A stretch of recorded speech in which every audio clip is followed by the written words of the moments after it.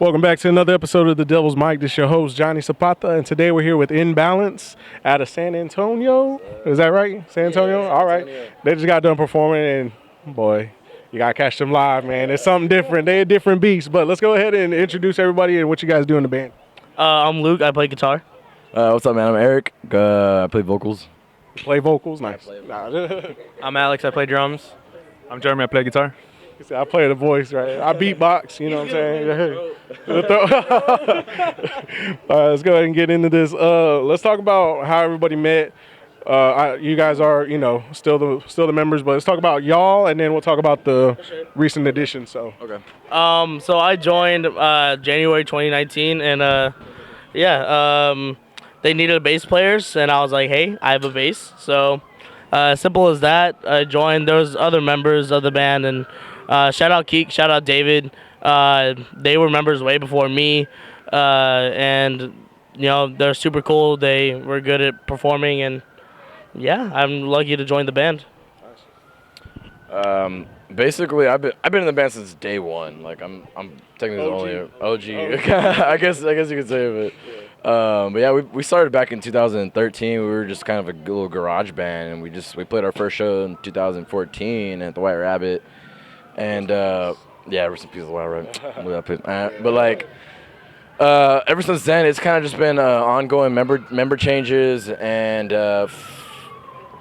we've had good runs, and then we've had bad runs, and right now where we're at is like a good run, and possibly the best run I've seen like so far. Like we've got so much motivation right now. We got so much music that's coming soon. We got like all these like opportunities ahead of us, and we're ready to just tackle it right now. So like.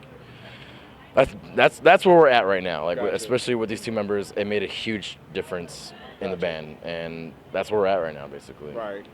Kind of like the missing links, I guess you would say, and kind of the guys you want to see in the band moving forward, I guess you would say. Yeah, exactly. So talk to us about joining the band and what it's like being a part of Imbalance. Well, I'm in multiple bands. I'm in a lot. But Imbalance, I mean, their old guitars, David hit me up, and they needed a drummer for a tour they were going to be doing. And, of course, I'm all about it because I love playing drums, and I'm a session drummer, studio drummer, so, like, I'm trying to put out content and, like, be with different bands all around local area. Right. So just trying to put myself out there as an individual artist, but also just, like, work heavily with the artists that I am working with and try to, I guess, make it stronger than what it is. Right. So, I mean, that's basically me. I'm Jeremy. I'm Jeremy. He's got a hat. I got a beanie. I joined late November. Yeah, because Luke hit me up, and he asked to see if he needed another guitar player. So I just joined, and from there we just got to work. Got to work. I like Yeah, the ending. man, I like the got to ending. work. Yeah, hard working. Yeah, hard working. All right, so that's a great story. Now let's talk about Death Grip Productions for a little bit. So how's it working with Death Grip, and how long have y'all been with Death Grip? Death Grip Productions has been running since 2014, early 2015. I started it because as soon as the White Rabbit closed down, I was like, man, like we got to keep like these shows moving. And I've known about the Korova for a good minute, and immediately I started booking shows there. I kind of just jumped right on it. Like it was just like I had no clue of how to book a show or like how I get bands or whatever. You know what I mean? So I kind of just like pushed my I kind of just winged it, and like eventually I have some friends that were in bands, and eventually we just put a show together at the Korova, and it turned out to be pretty good. And after that, I kind of just it fueled me. You know what I mean? So I kind of pushed myself to do something better for it, and especially since the San Antonio scene needed something to happen, especially since the White Rabbit closed down. You know what I mean? So, so recently, about 6 months ago. September. It was for the EP release. Yeah, and I had Luke come in to help me out with the Death Grip Productions, because I did as Death Grip Productions progressed, we required a bunch of help and a lot of like effort to effort for our shows. So Luke was my right hand man, knowing a lot of these bands, and so with the potential that we had, we kind of just took it and ran. We ran with it, and we started booking as many shows as we possibly can, and it just kind of took off from there. So we kind of just kept going. I just want to say, shout out to all the bands that we've booked so far, and they've just been great. All the shows that we've booked, shout out Twin Sisters Cantina. They've been a big help letting us throw shows there. It's a great spot, amazing people. They're super nice. What else have we booked? Viva Events. Viva. Shout out Viva Event Center, new venue here in San Antonio. They've been letting us throw shows there too. They hooked it up. Homie Ryan, shout out Viva. And shout out all the bands. They've all been great coming out of town, and we booked locals. We booked from Dallas, Corpus, a couple out of state bands. We have some tour runs coming through next month, and it's just great. I'm glad that I was able to use the connections that I have with Eric and be able to grow Death Grip, because right now the hardcore scene in Texas is popping. There's a huge community. Austin is doing great. They kind of sparked a new DIY scene, and that's what we're kind of doing, just doing it ourselves, just trying to run with it as far as we can, and just grow as much as we want. So shout out Austin, shout out Get Real, shout out Felipe. Texas hardcore forever. Texas hardcore scene, yeah, right. Vatos locos. No, but you're right though. Yeah, right. But no, you're right about the scene, growing, and it's building in Austin, and it's a nice thing to see. I wasn't really too big in the hardcore. I'm more along metalcore, things like that. But seeing it grow, and us being able to be a part to help it grow, and come up from the underground, as we would say, and kind of help that blossom into something great. What I'm saying? So, but let's go ahead and talk about music. So the Vital Process EP released September 9th, 2019. What was the thought process? Where did the inspiration come from? For this EP? We originally wrote 2 songs with some older members back in I want to say 2018, 19, and those 2 songs were Disgraced and Deprived. Oh, 2016, dog. Oh, that's right. Yeah, I'm sorry. I was fucking way behind. But we had a plan for those 2 songs, and with the member changes, it was kind of hard for us, especially since nothing was actually official yet. So we just, I think I want to say back in 2017, we released those 2 songs on its own. And since Luke joined the band and Enrique from Fortunes and The Silencer joined the band as well, him and David helped write Meaning and the rest of the songs in the Vital Process EP, and we kind of mashed that all together, and we worked as hard as possible on it, and we were trying to hope for a good feedback, and we did, and we got a lot of good feedback, and I would say that it's great. I'd say that one of the most fun parts of it was recording it. We just recorded it in my bedroom, and we just had a lot of fun with it. Bounced ideas off each other, and when it was time to solidify everything, we went to our friend Noel. He did a great job on the EP. He just mixed everything, and whenever we needed something changed, he would change it. If we had an idea, he would make it happen. Great dude, great kid. He's only 18, and he's amazing. Yeah, shout out Desolate Blight, shout out Noel. Did a great job on it. Sick. Now, going off of that, as far as the new members and all that goes, coming off this EP, what should your fans expect for the next record? With the new additions. Definitely a big change for us, especially since we have 2 important members come into the band. Drums and guitar are the main thing in a band. You know what I mean? Yeah, So sure. that alone made a huge difference in our sound, our tone, and the influences that they come from have a big influence on what we're gonna write coming up. You know what I mean? So I would definitely say that we all have very different tastes. Eric is more old school, kind of metalcore, deathcore. I'm little metalcore, kind of deathcore-ish, and they just have totally different writing styles. Jeremy, you ask them. Yeah. So talk to us about your writing style, or My writing style is mixed up. It's like Jesus peas. big influences: Knock Loose, Orthodox, Yeah. Inclination. Gotcha. Those are all my big influences. Right. What about you?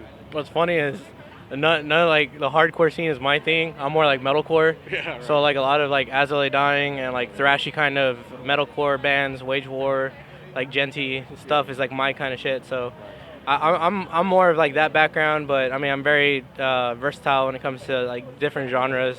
I mean I'm playing a emo cover band later on tonight, so you know, so it's like, you know, yeah, a little bit of everything. Yeah, I love banging shit. Yeah, exactly. So I mean that's just me. I just and there's a perfect example of what I like to write. Just like to bang shit, fucking heavy, go fast. Yeah. I'm not really too much on like the slow, slammy stuff. I like to keep that shit like headbanging. Yeah, pace, yeah. Keep everybody fucking headbanging and circle pits and fucking bouncing and shit. You know, like I like that shit. Right, gotcha. Now, you know, with that being said, it sounds like it's gonna be like a melting pot of influences coming into this, you know, next release. So Like it's a little bit of everything. Like I think that's the beauty of writing music. So like I think, and we have already written a few songs, and I think like San Antonio needs to hear it, and we're fucking excited to like put it out. Unfortunately, I can't say when it's gonna be put out, but it's soon though. no exclusive for us. No exclusive. I'm sorry. All right, we're done, guys. Nah, just kidding. It's over. A few months. Maybe in a few months we might. Maybe. That's a hint, guys. That's a hint in a few months, but don't count on it, right? Don't count on it. Don't quote me. Right? 2021 for sure. Nah, just kidding. All late. All late. Yeah, right. Wait, what? All right, let's go ahead and talk about shows. We just got a couple more things. I know you guys are trying, you know, but so we got. Let's talk about shows that you've done. Y'all did Austin Summer Throwdown, which that was tight. That was lit. What I want to talk about is the November Massacres tour with Blood of Our Brothers and Oceans Above. Talk to us a little bit about that tour and, you know, that run with those guys. That tour was actually pretty interesting, and we had a lot of fun with it. Blood of Our Brothers is like we're really good friends with those guys, and they offered us a spot on the tour, and we were in for it. We were Made like it a happen. yeah, we made it happen, and unfortunately we didn't have like a van or anything. They backlined the tour for us, so that's the only reason why we were on it. We didn't have any space, so like and okay, we rode in a beat down fucking Honda Accord with a broken window, actually two broken windows, and it was cold. We had to get like packaging tape, and it was clear so we could see through it, but we had to tape the window. It's like, yeah, we made a window out of tape, and oh my god, when we rode on the highway, we were going 80 and it was yeah. For like 3 hours, that's all you could hear. It was so cold too. For some reason, like Texas decided to be cold, and we were back there in our jackets, just like dying. with the heater blasting full Yeah. fucking blast. It was. We made it happen. You know, it was definitely a funny experience, and Yeah. all the shows were great. Houston, Corpus, they were all great. We only did the Texas dates, so going over Texas was just great. You know, it's home. Yeah, shout out to Slam Master Booking. They helped a lot with the tour too as well. And but every single show that every single Texas date that we played was great. We had a lot of support, and it was fun to play. That was our first time playing in Houston, and a few times played in Corpus. But it was overall pretty fun. It was really cool. It was a good experience, and we plan to tour sometime this year, maybe next year.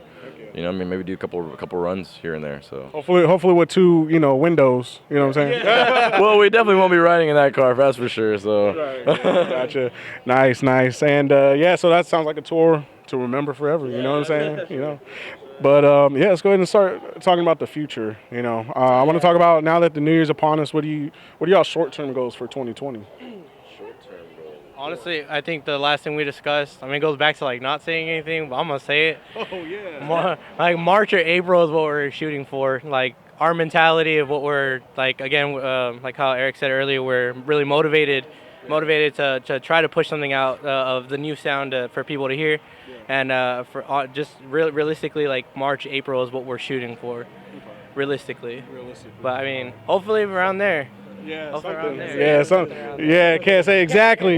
Can't say. Yeah, don't quote them. Don't quote them. Maybe. Yeah, just keep your eyes peeled, and if you aren't following them, you better be following them. Short-term goal is what you Yeah, said. yeah. You answer my question. So Exactly. that's what I want. I would say a little more short term. We're dropping merch as of next week. Next week, we're dropping merch for the first time in a couple years, and it'll be available at Death Grip Fest 2020 at Viva Event Center, January 25th. Yeah. Yep. Yeah. What are y'all gonna have? Shirts, sweaters, or? Just right now we're gonna have some shirts, and then hopefully soon after that we'll have some more designs coming out, and then we'll print some more shirts, maybe some stickers, hoodies, and we'll go from there. We'll see we'll see where things take us, see what people like. We'll go from what people want us to print out. So we'll do whatever the hell they want us to do. Take a poll on social media. What do you guys want? You know what I'm saying? Yeah, exactly. Gotcha. Now, y'all have any current long-term goals you want to discuss? Thinking like 5 years ahead? Yeah, go for it, man. Opening for Metallica. No, I'm kidding. You better hurry up. I mean, they're getting up there. Yeah. Long-term goals. Basically, get this EP out, the EP after that, and then hopefully a full album after that. Just getting music out there and building our name and going all over the place. Leaving Texas. Going out of state, making friends, making connections, and just getting our name across the country, maybe outside of it. UK, man. Hopefully, like you said, within the next 5 years, we want to try to get out of state by then. Especially since we do have some goals coming up for us that will affect us in the long-term run. You know what I mean? So basically, what we do now will affect us within the five-year span of what's going to happen. And but right now we have a lot of things coming, and that's what we're looking forward to. And like I said, that's what's going to affect us in the next 5 years, like you said, years to come. Nice, right on. So, that's all we really got for today, man. But before we go, any shout-outs, anything you want to tell your fans? I'll pass the mic around. Oh, okay. Like I said, shout out Get Real, shout out Austin, shout out Viva Event Center, shout out Noel for the EP. Shout out the Silencer, shout out Keek, and shout out everybody who's ever supported us. Yeah. Oh yeah. By the way, shout out to fucking Fortunes and Steve Rico. Check that dude out. Fucking Snake Father. Shout out to fucking Snake Father. They did a feature in the EP, so be sure to check those guys out, as well as the Silencer. They also did a feature on the EP. So yeah. Shout out my mom. Thank you for giving me my drum abilities. No, but I guess everyone who showed up to the shows, and even like tonight's show was badass. So shout out to everyone who is supporting Imbalance, sharing videos, sharing content, buying merch whenever we do put it out there. Shout out to everyone who's going to be our backbone for the next future, I guess, to come. Dude. Shout out to my whole family, actually. Yeah. Just shout out to my whole family, because, dude, they have big support. Yeah, they have a big support on me. And, dude, shout out to all my friends that support me, too. Don't cry, bro. Yeah, I know, right? First off, I'd like to thank God, and no, I'm just kidding. But yeah, that's all we got for today, man. Be sure you're, keeping your eyes peeled for Imbalance. Follow them on social media at ImbalanceTX. Is that correct? Yes, sir. ImbalanceTX. So follow them on all social media platforms. Check out their latest EP. It's out on all your favorite music platforms. And yeah, again. Yeah, right. Hey, hit it, man. Bust a move. You know what I'm saying? But no, that's all we got for today. And yeah, you're tuning to the Devil's Mic. We out.